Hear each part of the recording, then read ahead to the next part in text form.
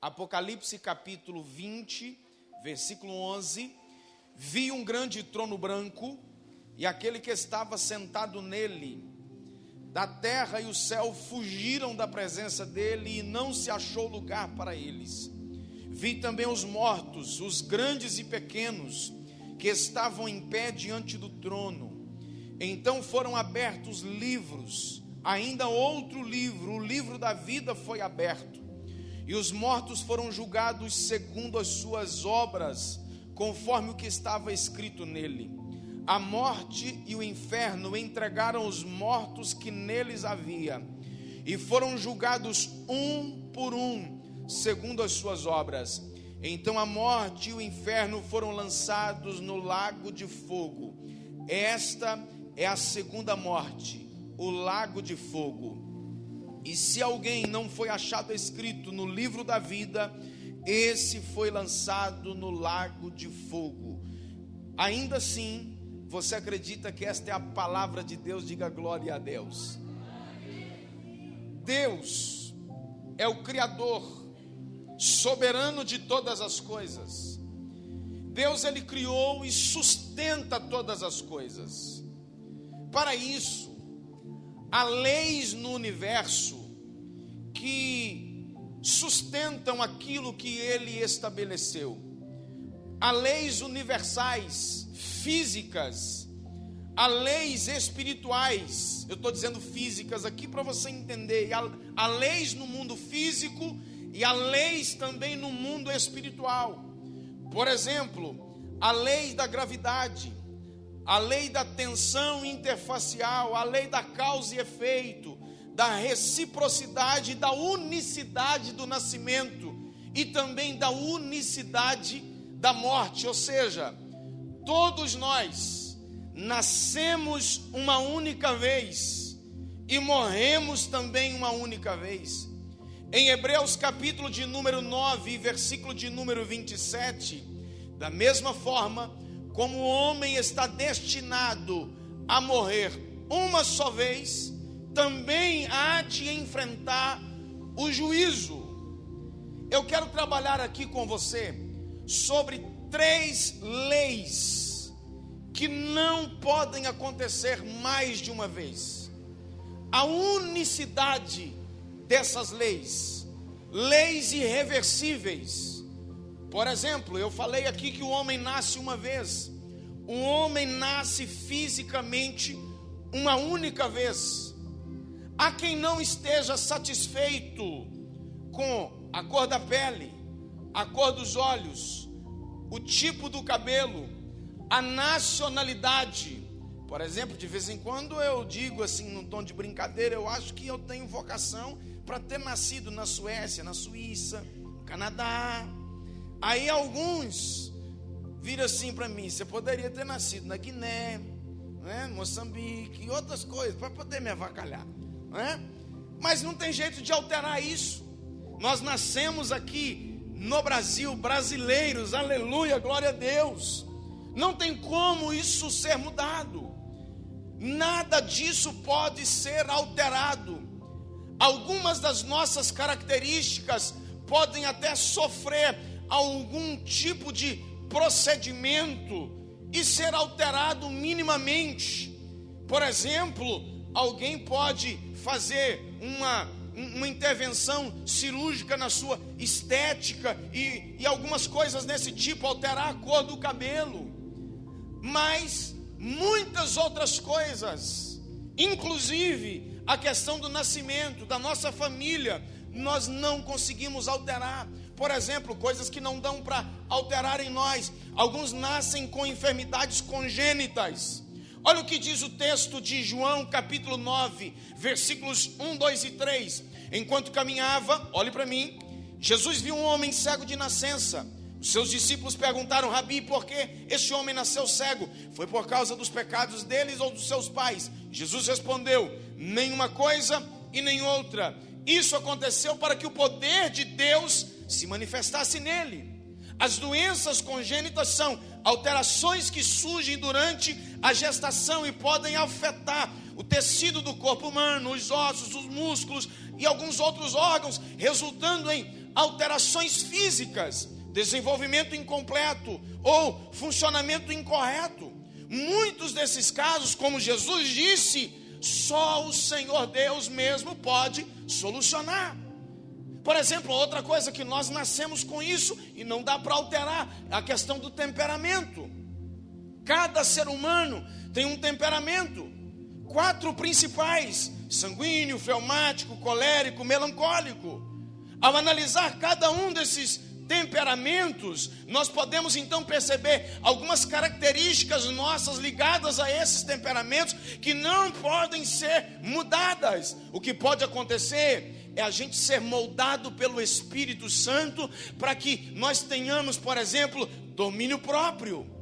É o poder do Espírito de Deus na nossa vida para que nós não sejamos como o que está no texto de Provérbios, capítulo 25 e versículo 28, quando o autor diz que como cidade derrubada que não tem muros, assim é o homem sem controle, sem domínio próprio. Todavia, o temperamento em si, propriamente dito, ele continua dentro de nós. Há uma outra coisa que não dá para ser alterada em nós humanos, por exemplo, a infância prolongada em relação a outros primatas. Nós temos uma infância maior do que outros seres da criação. Por quê? A verdade é que se isso não fosse acelerado, não daria para ter mais crianças rapidamente. Só que com a nossa necessidade de desenvolvimento intelectual, é necessário que nós estejamos na companhia dos nossos pais por mais tempo, e nem Jesus escapou dessa lei. Lucas capítulo 2, versículo 52, Jesus ia crescendo em sabedoria, estatura e graça diante dos homens e também diante de Deus. Nós nascemos uma vez, não dá para voltar, não dá para mudar isso. Então, querido, o que nos resta é exaltarmos ao Senhor por aquilo que somos e por aquilo que temos. Você pode levantar sua mão e agradecer ao Senhor pela sua vida? Essa é uma lei irreversível. Há uma outra lei, que é a lei da morte. O homem enfrenta a morte física uma única vez. A morte, ela vem de diversas formas. Há aqueles que enfrentam a morte de maneira dolorosa, como por exemplo, determinados acidentes ou tipos de doenças. O final da vida, senhoras e senhores, eu não vim aqui para estragar os 25 anos dessa igreja, a festa dos 25 anos, mas eu quero lhe dizer o seguinte: o final da vida é uma realidade para todos nós. A certeza que nós temos aqui na terra é de que um dia nós iremos morrer. Você será a exceção? Absolutamente não. Então, querido, estejamos preparados para, cedo ou tarde, morrermos. Eu espero, se Jesus não vier até lá, viver até 187 anos. Minha avó morreu com 106. Talvez a morte seja um dos assuntos, pastor Leandro, que mais incomoda as pessoas. Nós não gostamos disso. Nós não gostamos de pensar nisso. Isso nos incomoda, mas é inevitável a sua realidade. Todos os dias nós temos contato com ela de uma forma ou de outra. Em nossa família, na vizinhança, na cidade, no país, no mundo, a morte está a todo tempo levando alguém. E um dia será eu e você. Adão viveu 930 anos e morreu. Gênesis 5:5. Abraão viveu 175 anos, diz o texto, que farto de dias, mas também morreu. Até Jesus, aos 33 anos de idade, diz o texto que ele rendeu o seu espírito à morte e então morreu. Onde estão Confúcio, Platão, Alexandre o Grande, Cristóvão Colombo, Napoleão Bonaparte, Hitler, Stalin? Todos pareciam tão fortes, cada um ao seu modo, alguns na força física, outros na sua própria loucura, outros na sabedoria, mas certo é que todos estes um dia sucumbiram-se ao caos da morte. Poucos assuntos, senhoras e senhores, trazem maior inquietação ao espírito humano do que a morte. Apesar do avanço tecnológico, apesar de isso fazer parte da nossa essência, você vai nos livros infantis, existem lá as histórias das poções mágicas para estender a vida. Você vai para os desenhos animados, quem não lembra lá dos remédios, lá do desenho do Pica-Pau, para que vivesse mais. Nós queremos viver. Apesar dos avanços tecnológicos, a morte continua sendo um fato inevitável da existência humana. A morte é uma ameaça constante. Até Davi disse isso, 1 Samuel capítulo 20, versículo 3. Davi disse: olha, eu juro pelo nome do Senhor, que a minha vida está a um passo da morte. Augusto Cury disse que a morte é o atestado de falência da medicina, cujo desejo é prolongar a vida. E ele disse que as pessoas que não refletiram seriamente a respeito da morte, de duas uma: ou elas possuem uma forte convicção de fé, melhor dizendo, as pessoas que dizem não ter medo da morte, ou não refletiram sobre o assunto friamente, ou têm uma forte convicção de fé, porque a morte é uma realidade. Do ponto de vista científico, nada é mais terrível do que a morte. Lá no cemitério, muitas pessoas levaram para lá, com todas as aspas aqui, o desejo de um dia fazer alguma coisa que nunca fizeram, de dar um abraço em alguém que nunca conseguiu, de escrever um livro que nunca conseguiu, de comprar algo que nunca conseguiu.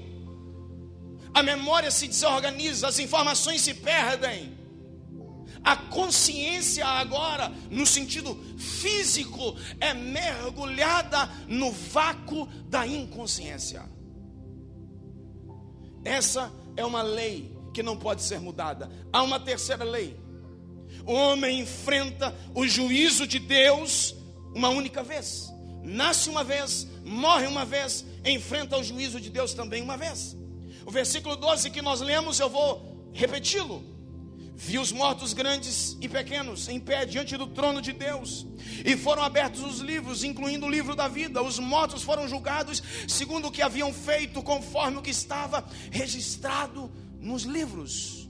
Ei, você que me ouve, que está aqui ao alcance da minha voz, muitos vivem de maneira obstinada, teimosa, e não acreditam que um dia prestarão contas a Deus. Há aqueles que pensam que a nossa existência acaba com a morte física. Eu quero lhe dizer que não. Todos nós temos uma porção, uma parte de nós que é eterna, que é imortal. A nossa alma e o nosso espírito não morrem.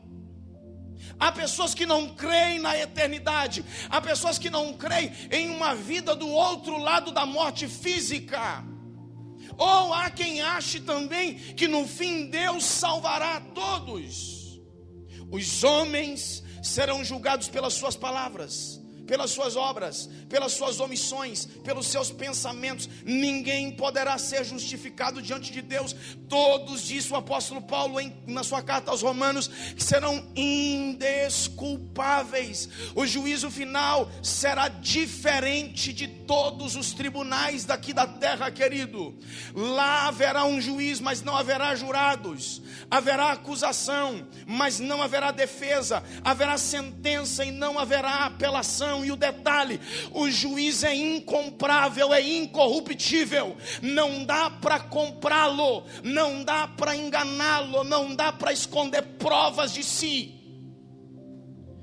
Ninguém, disse William Barclay, é tão pouco importante para não receber a justiça que lhe corresponde. Ninguém é tão grande para não comparecer e prestar contas. O tribunal divino é o grande nivelador dos homens. Irão aparecer grandes e pequenos, servos e livres. A concepção é simples. Há no céu um livro onde se registram todas as ações do homem. Deus é quem se incumbe de lidar com esse livro. E o simbolismo aqui significa dizer que ao longo da nossa vida, a nossa história terrena e a nossa história na eternidade está sendo escrita. Os triunfos, os fracassos, aquilo de bom, aquilo de mal, toda a história, o nosso destino, em uma espécie de um prontuário, uma espécie de um livro, ou um livro, uma espécie de lista, um diário, que provocará a nós honra ou desonra. Assim, diz o texto de Romanos capítulo 2 e versículo 12: todos os que pecarem, mesmo não tendo a lei escrita de Deus, serão destruídos. E todos os que pecarem, estando sob a lei de Deus, de acordo com essa lei, será julgado. Apocalipse 6:17: pois chegou o grande dia, o dia da ira de Deus, e quem poderá resistir? Essas 3 leis não podem ser alteradas por nossa própria força. Todavia, em Jesus, essas 3 leis, elas podem ser suspensas, alteradas. Em Jesus, o homem tem a oportunidade de nascer de novo. João capítulo 3, versículo 3, Jesus respondeu: eu lhe digo a verdade, quem não nascer de novo não verá o reino de Deus.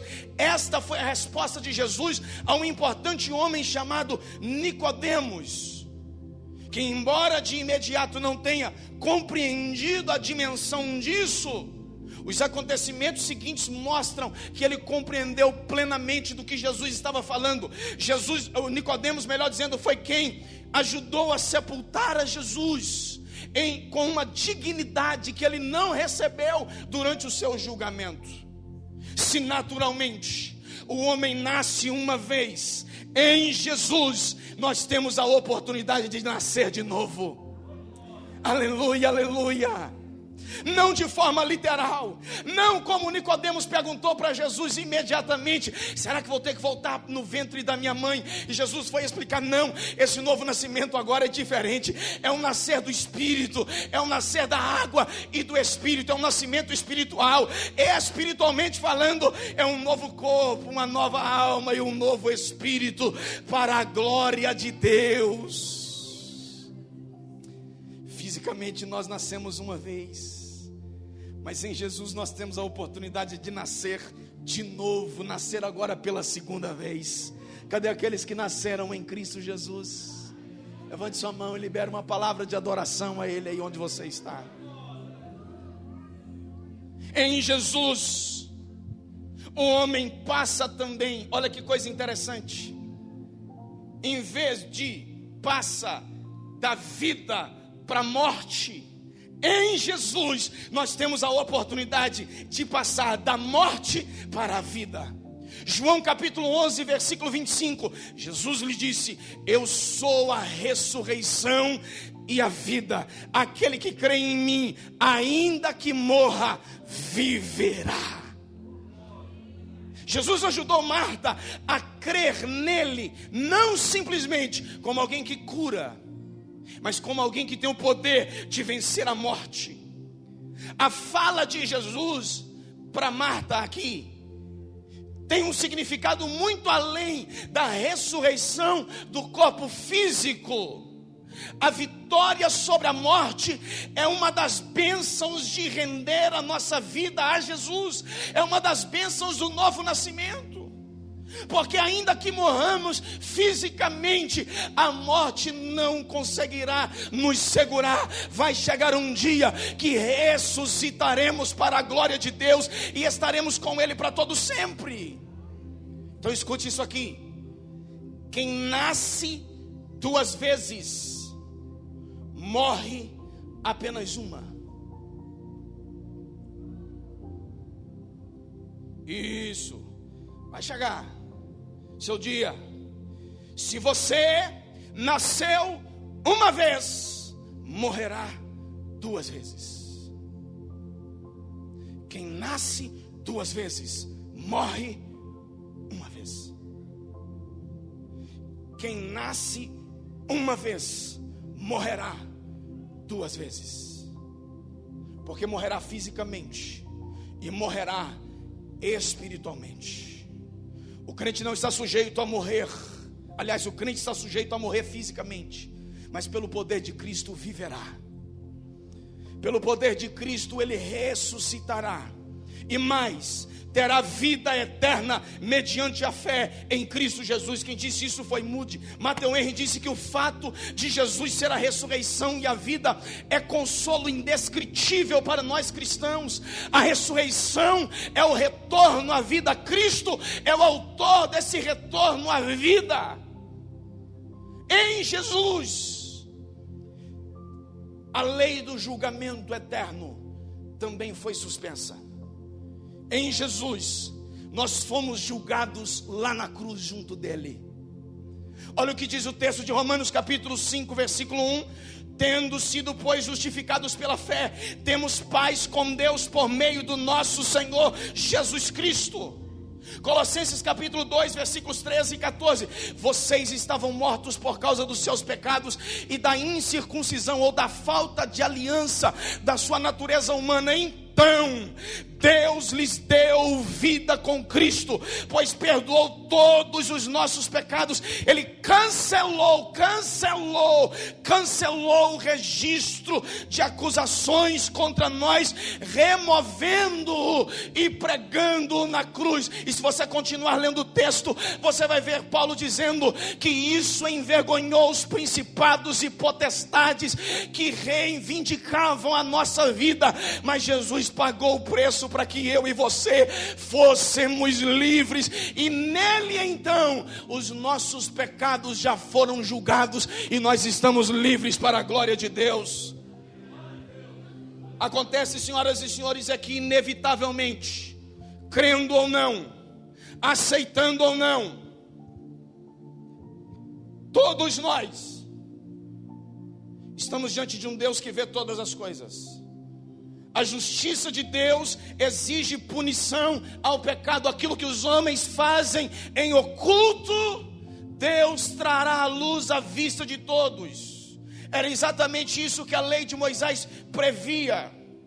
A lei, todavia, ela apontava o erro, mas ela não tinha uma maneira mais fácil do homem alcançar a sua redenção. A lei apenas amaldiçoava e condenava à morte. A lei exigia um alto grau de obediência que nós não tínhamos como cumprir. Todavia, diz a Bíblia, que Jesus cumpriu ela no nosso lugar. Toda a sentença de acusação que estava colocada sobre os nossos ombros foi colocada sobre os ombros de Jesus quando ele foi lá na cruz. O juízo de condenação que havia sobre nós foi imposto sobre Jesus na cruz. Significa, senhoras e senhores, que ele trocou de lugar conosco. Nós estávamos assentados no banco dos réus. Jesus chegou e nos tirou do banco dos réus e assentou no nosso lugar. Foi levado à cruz, a justiça dele foi colocada a nós e nós fomos, diz o texto bíblico, inocentados com honra, porque a justiça aqui não é nossa, a justiça é a justiça de Cristo sobre nós. Ali em Jesus, quando ele estava sendo pregado na cruz, estava acontecendo o julgamento daqueles que reconhecem aquilo que Jesus fez. Todavia, aquele que rejeitar a Jesus, ele estará por conta própria e enfrentará o juízo de Deus. Em Jesus, nós temos a oportunidade de nascer de novo. Em Jesus, a morte não representa o fim. Em Jesus, o julgamento do juízo final para nós também foi suspenso, porque fomos julgados nele lá. João 19:30, Jesus disse: está consumado. Aleluia, aleluia, aleluia, aleluia. Então ele inclinou a cabeça e entregou o seu espírito. Está consumado não foi a expressão de alguém que estava desistindo, mas a expressão de alguém que estava consciente, com clareza daquilo que Ele estava fazendo, da sua grande obra, destinada a nos salvar, a nos colocar em alinhamento com o propósito de Deus. E Ele estava dizendo, com essa palavra está consumada, Ele estava dizendo: eu realizei tudo que me cabia realizar para que desse ao homem a oportunidade de salvação. Nada mais precisa ser feito. A obra de Jesus foi completa. Eu termino aqui dizendo, Mateus 6, 27, uma palavra de Jesus: qual de vocês, por mais preocupado que esteja, pode acrescentar ao menos 1 hora à sua vida? Deus dirige não apenas a nossa vida, mas toda a história. Ele coordena com maestria todos os acontecimentos em todo o universo, em toda a obra que Ele criou. O mundo físico e o mundo espiritual estão sob o seu comando e a sua autoridade. Nada foge do seu olhar atento, nada foge do seu conhecimento. Que possamos a cada dia nos render àquilo que Ele deseja de nós. Que possamos a cada dia nos render àquilo que Ele deseja que seja feito em nós. Que sejamos agradecidos a Ele pela sua infinita graça em nos resgatar das garras do inimigo. Glória a Deus, glória a Deus. Glória a Deus pela vida dessa igreja que tem sido um canal de Deus aqui nessa cidade para fazer isto. Há uma mensagem de Deus para essa cidade através dessa igreja, e eu glorifico ao Senhor por vocês estarem cumprindo isso. É possível você estar de pé, e eu quero encerrar aqui orando com você. Em Jesus, as leis que naturalmente parecem imutáveis, tudo isso pode ser alterado. Há uma oportunidade para nascermos de novo e termos vida eterna e fugirmos da condenação eterna. Erga suas mãos aos céus. Pai de amor e bondade, bendito seja o teu nome, que de maneira maravilhosa o Senhor tem nos abençoado. Bendito seja o teu nome, que fomos alcançados por tamanha graça, por tamanho favor. Bendito seja o teu nome, que o amor ágape do Senhor nos alcançou e nos resgatou, nos regenerou, nos deu a oportunidade de sermos feitos filhos de Deus.